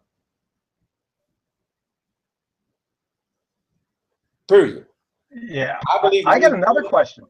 I believe the moon's closer, and then that means that they didn't have to go through any kind of radiation field. Yeah, well, I got another question, Robert. You know, the moon reflects light, right? That's what they claim. Well, I see moonlight. I can, go out on some nights, it's almost like daylight outside, right? True. Because the moon's supposedly a sphere and reflecting the light off the sun, correct? Yeah. Well, if it's a sphere, a convex object, how in the world can it reflect light uniformly in all directions? How can it do that? Only flat or concave surfaces can do so. Because as soon as you shine a light on a convex object, all the lines go perpendicular to that object. It's like, get a stadium light and shine that light on a baseball. I mean, yeah, you can see the baseball. It's illuminated, sure. But is it reflecting anything? What I'm confused about is that I've seen a few videos where someone shot a video of the moon, and you could see something on the other side. Oh, like it's, yeah, I see that. You could see another body on the other side. Yeah, stars are shining through it. Yeah. Yeah. I think it was another planet or some shit. Yeah, exactly. Yep. But my question is, how is it reflecting light to begin with? I don't think it's reflecting any light at all. It can't reflect and did you see? I was watching some experiments with the temperature of moonlight being colder. I mean, come on. It's interesting you say that, because when I remember in the first Gulf War, when we were in Saudi Arabia conducting ground ops, it was that day there was a sandstorm. It was hot as hell too, and then that evening the skies cleared up, and it was a full moon, and we were waiting to be picked up and extracted, and we were laying down in the sand. Now that sand during the day was hot as hell. Right. I laid down. I was laying prone on the sand, just laying there, hiding behind a sand dune. And I'd say within about 30 minutes, dude, all the heat from my body got sucked out of my body, dude, and I got hypothermia. Oh yeah, the Earth will Here's- suck that right out of you, man. Here's the interesting thing. It was a full moon.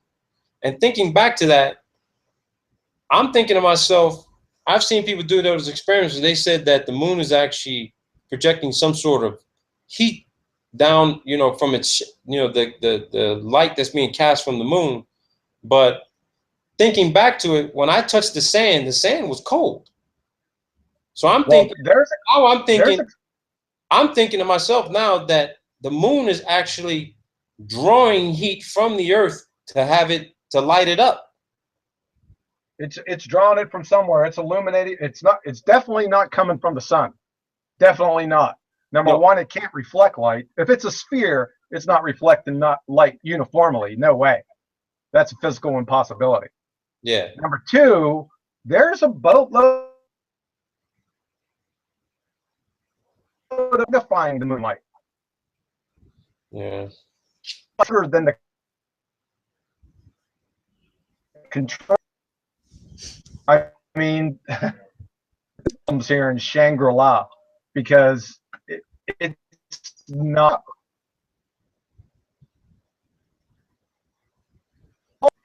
I don't know. Like I told you, I wouldn't believe them if they told me the air pressure in their tires. I'm at that point right now. I don't really trust what anybody says. They're gonna have. I'm in Missouri. They're gonna have to show me, and they better test it. I want to see the test. We're talking science, right? Yeah. I want to see the hypotheses. I want to see the experiments, and I want them to highlight the independent variable that they're using. I don't want to see independent variables of eyelids in their imagination. So that's where we're at. I don't trust them. I don't trust anything they say because everything is either scientifically or logically unsound or a direct contradiction to another, like you were saying, to already established known scientific principles or laws. So it's Shangri-La, Robert. I know since I've been in class, I've just been trying to figure something out, man, with regard to why people claim they've seen things, you know, meteors and shit falling out of the sky. And then I'm looking at some of these rocket failure videos where literally, when you look at them really close, especially the older ones, you know, there are people who are going to say, well, yeah, there were some systems failures. Maybe the chemical composition was not right. The rocket maybe wasn't, you know, stable enough. But when you look at enough of those videos, those rockets are hitting something. Oh, I think I know what you're talking about. It looks like, I'm dead serious. I looked at one really close, and it looked like it hit, the nose of it hit something, and then it immediately started to take a downward turn back to the earth. And of course, you know, it hit something, so it exploded up in the sky. Right. But every rocket failure launch I've ever seen where they've gotten to altitude, they don't show you the telemetry data. There are a few that show you the telemetry data, but they're hitting something. Yeah. Well, they're hitting something. I just don't know what it is, man. I don't know. For the life of me, I don't know what it is. Well, where's that telemetry data coming from? That's the first question. Well, the telemetry data is all software based, man. You can fake that. You can fake that. You can fake it. Yeah. Oh, easy. And I showed the NASA software vault, and they actually allow you to download the software for free to show you how to do it. It's just a simulation. And I don't know if anybody's seen this. My last video where I showed that little video collage slideshow of, dude, they got a damn hot air balloon, literally life size. It's literally a space shuttle. It's a space shuttle. Out of a balloon? A balloon. Yeah. I bullshit you not. It's a space shuttle, dude. Let me see if I can find the damn thing. Hold on. Okay. It's funny as hell, too. It's funny as hell, dude. Hang on for a second. Because I put it up in a slideshow. I was gonna dedicate it to somebody because somebody had said that, yeah, that's a Who's to say that the space shuttle is, you know, because they make you watch from a distance, it's not a balloon? Let's see if I can find it. Oh yeah, I got it. Here you go. I'm gonna do the share screen for everybody. And if the real Jerry was looking, I want him to see this shit too, because he gonna laugh his ass off. I was hoping he had saw it. Who's I laughed, Jerry? when I saw it, I was laughing my ass off. I was like, oh shit, Jerry may be right. Well, didn't you ban him? Huh? Didn't you ban him? No, I didn't ban him. They said, somebody said that was a fake one. It was an imposter. Oh. It was an imposter. So check this out. All right. Look at this, dude. It's a balloon. No way. It's a balloon, dude. I bullshit. Look at the gondola below it. Look at the gondola. I see it. Now tell me, if you saw this shit from a distance, right? At Cape Canaveral, and it was attached to some rockets, what you believe to be rockets in a solid fuel tank, right? And like Jaren says, they got shit that they could project the fucking image out there to make it look like there was, you know, rocket fuel being expended and all that kind of. I'm not saying that they're doing it like this. I'm not saying it. But when you look at this, right? Either these pictures were put out there for perfect fucking timing to punk us. You know what I'm saying? Yeah. Or you gotta ask yourself, you gotta ask yourself, could Jaren be right? Because look. Wait a second, it's not a balloon up. It's hard to see. Is there a balloon inside it? No. This is the gondola below it, pumping hot air inside this balloon. Oh, I see. I got you now. I got you. Yeah, that's ridiculous. Oh my god. Look at that, dude. Where'd you get this photo from? Where's that from? Dude, I just stumbled across it, man. I was looking for some other shit that I was doing, and I looked, and when this came up on my email, I'm like, what the fuck? It's like, did somebody just send this shit to me as a joke or something? And I looked at it really close, and I'm like, no way, dude. No way. Look at this picture. Look at this. Unbelievable. Now, if you saw that from a distance, right? If you saw that from a distance, let's just say, because we all see how slow that the space shuttle looks when it's taking off, right? Right, sure. And it don't take off the way an amateur rocket takes off. And most people will say, because it's got a heavy payload. Fuck that shit, dude. 30% fucking fuel. That fucking thing should be flying off the fucking launch pad. But let's just say, for argument's sake, do you think it would be possible that instead of putting hot air in here, right? You learn how to combine some other substance to get this motherfucker to literally get up in the air really fast and make it look like. Think about that. I'm speechless even looking at it. Why would anyone do it to begin with? Dude, this is a life-size fucking STS. That's a balloon, dude. It's life-size. Just look at this, man. I'm not making this shit up. I didn't do this, man. Yeah, I did not do this. This is crazy, bro. Yeah. When I saw this, I could not stop laughing. I just could not stop laughing. Yeah, that's ridiculous. That's utterly ridiculous. Yeah. Did I stop myself? Okay. You're gonna have to stop laughing, dude. I just could not stop laughing when I saw that. Yeah. Send me that link. Yeah, I'm gonna send you the pictures too. Wait. Justin Bernard was banned by Marcus. Come on, man. They got everybody banning each other and shit. What the hell's going on here, dude? Who's in control out there? I don't know, man. There's some infighting going on, man, in the chat. I don't know what's going on, but people gotta forgive me, man. If guys are just banning each other or whatever have you. You give people control, man. Oh yeah. They just go crazy. Well, do they have any, maybe a couple quick questions or anything? Do they have? Yeah, I mean, they can ask. Anybody got any questions for John? I can't see it. I can't see it. Pull up the watch page, bro. Let me see. Where is the watch page? Hold on. I'm going to send you the link in Skype right now. Click on this, but make sure you click on mute for the sound so there ain't no echo. All right. I just put it in Skype for you. All right.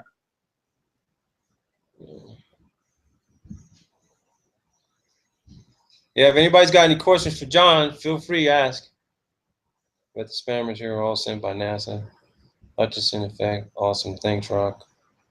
That was the real Justin. Oh shit, the real Justin got banned. Oh shit. Uh-oh. Uh-oh. Farouk Ali, my brother Farouk. Salam Farouk. Martin's out there. Oh yeah, Justin's not banned. It was a fake Justin, I guess. Marcus Well, is you got a lot. Who's identifying these fake people? I'm not sure who else I gave moderating control to, because it was just gonna be me and you, because I couldn't watch it. Right. But there are guys out there who know who the imposters are. Oh, do you have a lot of these? Nah, you know what happens is that, you know, the creeps come out during the daytime and night. You know, they don't like what's being talked about, but they don't want to put up their own information to say, hey, this is why I believe this, and here goes my proof based on what Robert put out or what Globebusters put out, some other channel. And, you know, they ain't got nothing better to do. I figured we do it this time of day, they would be all at lunch and shit. But I guess, you know, it's fucking, what, almost 2 o'clock where I'm at. Some of these motherfuckers don't go to sleep.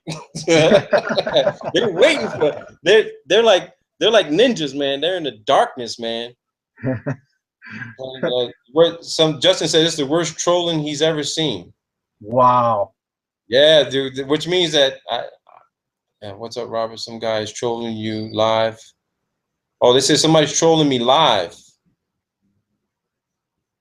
I don't even know who it is. I don't care. Whoever it is. Yeah, they'll say how many 10 miles does it take to change a light bulb. Oh, well, dude, they're going crazy. Anybody got any questions for John? Feel free, ask. How many people were in there, Robert? Wait. I don't know actually. Let me see. Hold on. I'll tell you. Dude, 190 people. 190 people are viewing. I don't know how many are in chat. Hey, I seen that question. Have you ever heard of the Hattybow? Hattybow?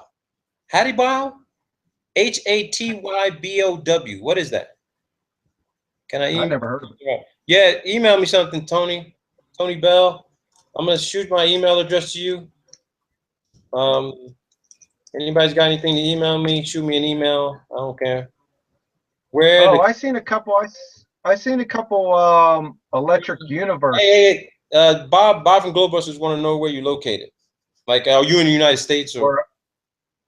Yeah, I'm in the U.S. I'm in Missouri. He's in Missouri, Bobby. China space station. Did you hear what happened to the China? Yeah, Justin had someone on this show said that the China's actually worried about their space station falling back down or some shit. Is that true? Falling back down from what? They supposedly got something up there, and they're worried about it staying up there. It's not in the vacuum of space. I can tell you that. There is no vacuum. I don't hear them talking about it. Oh yeah, what's your thoughts on the Electric Universe? I think some of the points that they make are actually quite valid. Look up this Hattie thing. I don't know what's this Hattybow. I never heard of this before. Hattybow. No, I've never heard of that. Hattybow decode. Kill the messenger. Moon mysteries. Is our moon an illusion? Oh, I guess it has something to do with the moon. Hattybow has something to do with the moon. I never heard of it. Yeah, I never heard of it. How many G's does a national pull? Anybody else got any questions for John? I mean, we covered a lot here, Robert. I mean, yeah, we did. I want to cover the thing on Einstein though with quantum mechanics, bro, because I want to look at that a little bit more. We do a separate one on that one. Maybe do it next week.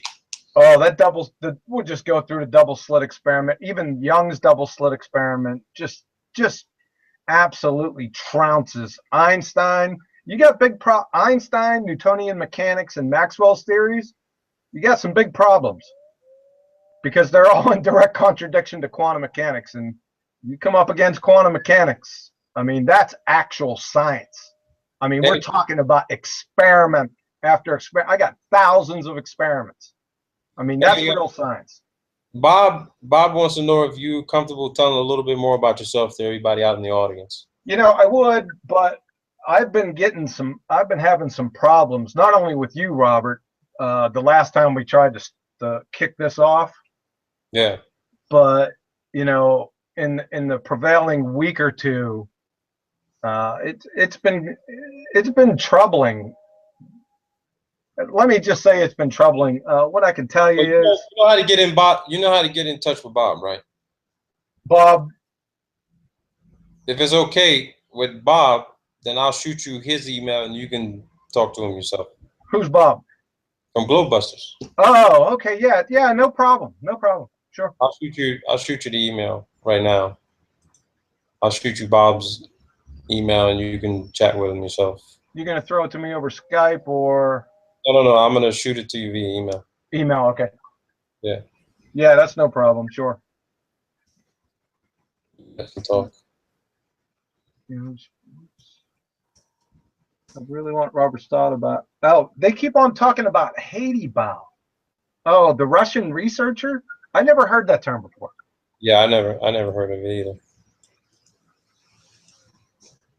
either. And Robert, you said you were starting to get into some of the quantum mechanics, some of the experiments in your schoolwork. Yeah, I mean because it's all online. There's a website for University of Colorado where they everything that we're doing, and I'm going to show it to everybody too. Okay. We're doing everything through virtual experimentation. Hey, Robert, can you do me a favor? I want to show you something on YouTube. One here. Wait one. Okay. See if you can pull up. Give me a second. I just sent you Bob's contact data. Bob, check your email right now. You got John's email. You guys go ahead and communicate. Yeah, let me see if I can pull up that. See if you could. 1 second. See if you could pull up the key experiments in wave particle duality. Quantum Mechanics 1, the key experiments in wave particle duality from Yale. Okay, hang on. See if you could type that in real quick and pull that up. The key experiments and wave particle duality. Wave particle duality. With who? What university? It's a Professor Ramamotori Shankar from physics. Oh, I'm sorry, from Yale. Yale. Okay. Got it. There's about 3 or don't quote me. There's about 4 in the series. Robert, start right there, and there you go. He's going to lay it all out for you. You want to play that now or on the next show?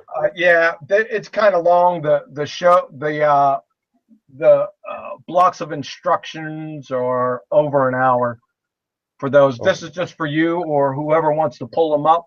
They are, if you want to get into quantum mechanics and you know, try to understand it. In my travels, I haven't found any better. Okay. He breaks it down for you. Now, there's a lot of formalism that might bore you to tears, but the concepts, I'll tell you what, you're going to be shaking your head walking away. That's how, I mean, they're really well put together. Obviously, this guy knows what he's talking about. I found a couple mistakes in what he was saying, but they are few and mainly conceptual. But he's on the mark. It's just for you or whoever wants to go ahead and pull them up. I think there's 4 or 5 in the series. Quantum Mechanics 1, the key experiments in wave particle duality. That's the first one. That really, you know. Yeah, I want to show everyone how I'm actually learning all this stuff online at the university in the U.S. with Stanford and Columbia and Johns Hopkins. So yes. I'm gonna pull up what how I'm actually doing the actual classroom laboratory experimentation online. Online, that's like a virtual type of thing. It's absolutely incredible because they have everything from all science and mathematics. And can everybody see this? Yeah, I'm seeing it, Robert. Can they see it on the watch page? Yeah, they I'm can see. seeing it. Yeah. So for anybody out there that wants to do their own videos and do their own physics experiments to prove or disprove something, just click on a topic, man. Physics, biology, chemistry, earth science, math. You can go to whatever grade level. It's all here. It's all here. I'm not saying that every online, all the universities are using this for online, Right. but you know, the programs that I'm enrolled in and registered for, we're doing alpha decay experimentation, balloons and buoyancy. We're doing bandwidth structure. We're doing what else? We're doing black body spectrum. There you go. I've been talking about that a lot. We're doing charges and fields. We're doing what else are we doing? We're doing light stuff too. We're doing density, all right, where you can actually change the density of a particular item and see what happens to it as you change its density. We're doing energy forms and changes. We're doing Faraday's electromagnetic lab, Faraday's law. We're doing fluid pressure and flow. We're doing gas properties. Here goes gravity and orbits, geometric optics, generators. What else are we doing? This one's interesting, the lunar lander. I've been playing around. I've been playing around with this, dude. I crashed this thing like 3 times. I'm like, okay, forget it. You can't land on the moon. I crashed it 2 times. I was like, you can't land on the moon, bro. Forget it.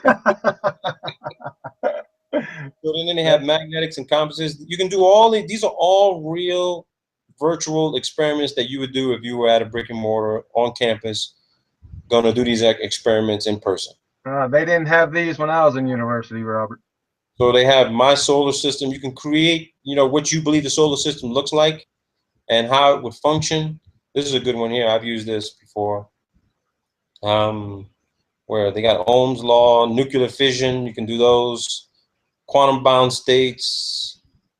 It's right. You can download all of this, man. That's pretty cool, Robert. Wave interference, torques, stretching DNA. So I'm gonna put this out in the chat for everybody so they can have it. If they ever want to get involved and doing this stuff. Hey, did you put that? Did you put the key experiments, the wave particle duality out there for those guys? Yeah, let me do that right now. Let me do it. Yeah, you know, you might need to watch it like 2,500 times, but it's well worth it. Yeah, I'm gonna definitely watch it. I'm gonna definitely watch it. Well, I'm looking at the comments. I don't see a whole lot of questions. No. Yeah, Bob should have your email by now, so you two can communicate. I think I got something. Hold on 1 second, Bob from Glowbusters. So Yeah. it's not, did you send me his email or yeah, his emails? I copied him in the email.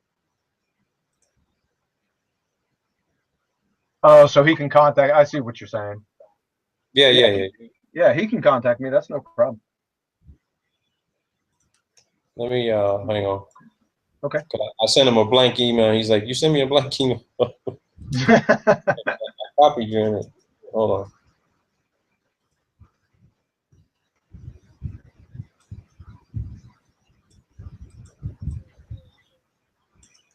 Hang on a second.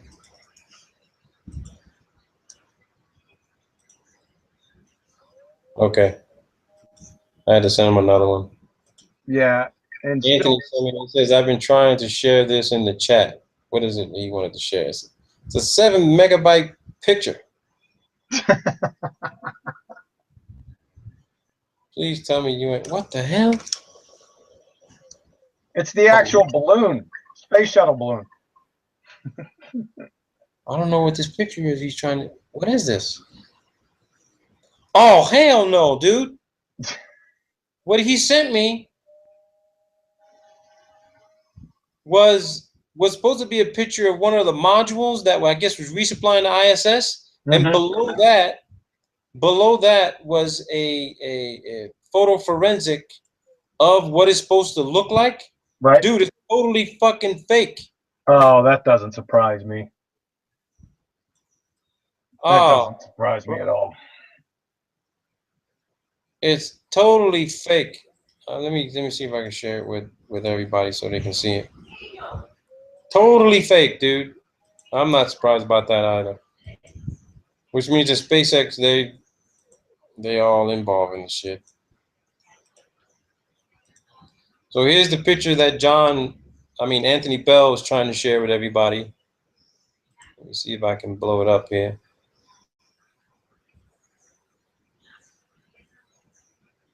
Here's a photo that Anthony Bell wanted to share with everyone.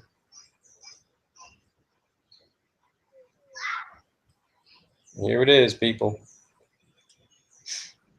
That's supposed to be the Dragon module or something like that.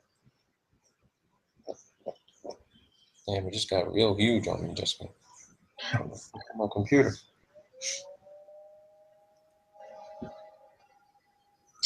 Oh, see, now this thing is just fucking with my computer now. Oh, because of the size? Yeah. There it is. There's what they show you on the screen. And there goes. Damn, Anthony, I can see you in the background, dude. He took a picture of it. Look, there he goes back there. Sorry about that, Anthony. And there goes the picture. Hey, Robert, give me a minute. I'll be right back. All right, you got it, bro.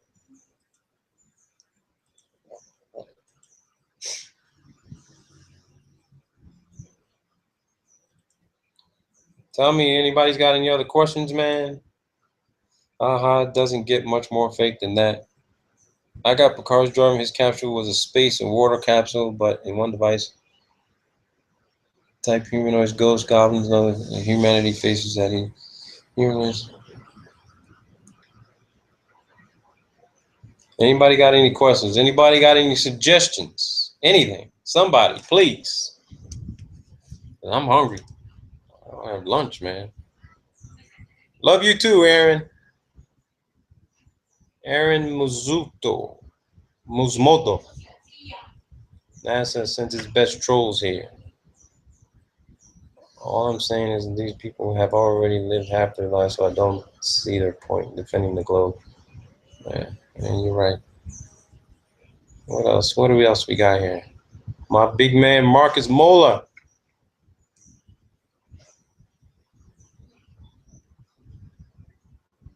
Anthony Bell. I got 230 million. Let's see here. Check this out. Signal. Oh, okay. Peter Pan sent something. Let me check this out. All right, Robert, I'm back. The Sage Sigma blog spot. I gotta check that out. Peter Pan sent that. Justin says Sputnik News. Heavily Palace fall. Oh, okay. Talking about the Chinese space station is supposed to be coming. They worried about it coming down. I'd love to see it come down from them, wherever the fuck is that. The one thing I saw CNN do, they were showing these guys go through training. They literally were in a microgravity environment on Earth. It was funny because they showed a split screen because they had been talking to the astronaut and they showed the split screen of them going through training. And I'm like, oh shit, were they supposed to show that? These guys hadn't even left the ground yet. How the hell could they be in a microgravity environment? They haven't even left the ground. I don't think they were supposed to show this. I think CNN slipped up on that day. Oh, Hadabau's God, the land management system. You gotta check this out, Justin. This is interesting. I mean, I'm talking about John. What's that, Robert? The Hadabau thing that the guy was sending me. Oh yeah, let me write that. Let me search that out. And it's spelled Hattybow. Hattybow. Yeah, Hadabau. Yeah, let me check that out. Talking about the system and subsystem. Yeah, I gotta read that. What is it? I'm just running over it right now. Oh, okay. So listen, I gotta shut this down. I gotta get something to eat. It's been fun. We're gonna do this again next week, John. Yeah, no problem. I'm not trying to telegraph my stuff, so because I don't want to be shut down. So yeah, that last. You and I set it up offline sometime. And okay. if anybody else is interested in being on the panel, Bob, If you want to be in on it, I'll send you an email letting you know when we're going to do it. We'll communicate. Or Bob may want you on their thing. I think he does something on Sunday or Monday. I'm not sure. And he's got my contact information? Yeah, he's got your contact, so you might probably do something with them on Sunday or something like that. So hook up with him. All right. Hey, no problem, Robert. All right, people. It's been fun. And John and I'll see you next week. We're going to be talking about debunking Einstein and quantum mechanics and some other physics stuff about physical reality. And who knows? Bob might have something on his with John this Sunday. But I'll be preparing something different. Again, people, so now what you know is what you can prove. Thanks a lot for everybody coming out, chatting, maintaining the civility inside the chat. Shitload of people got banned. I don't know if it was the real people or not, but maybe they were just the imposters trying to, fake their way in here. NASA, I love you too. I didn't mean to bring out your dirty laundry like that if you just happen to be listening, but you're going to have to school your people and educate them a little bit more, because I'm going to be making some phone calls, and I'm going to do it. I'm going to do it the right way you want me to do it. I'm going to schedule interviews, let you know it's going to be recorded, because we want to get educated on how you guys are actually pulling this magic show. Ask them to educate you on the second law of thermodynamics. Yeah, because we definitely need to be re-educated on the second law of thermodynamics. So definitely. But it's been fun, people. Be good to each other. Please do. Trolls, I love you too. You bring me a lot of attention. You really do. I'm seeing the value of these trolls. Because if you're gonna spend your day and your time to come in to try to screw with what I'm doing, that means I'm doing something you don't like. And hey, my new slogan will be setting the truth free from a lifetime of bondage. That's what it's about, baby. That's what it's about. Take care, people. Have fun, man. All right, John. I'm going to end the broadcast, but you and I can still chat. Okay.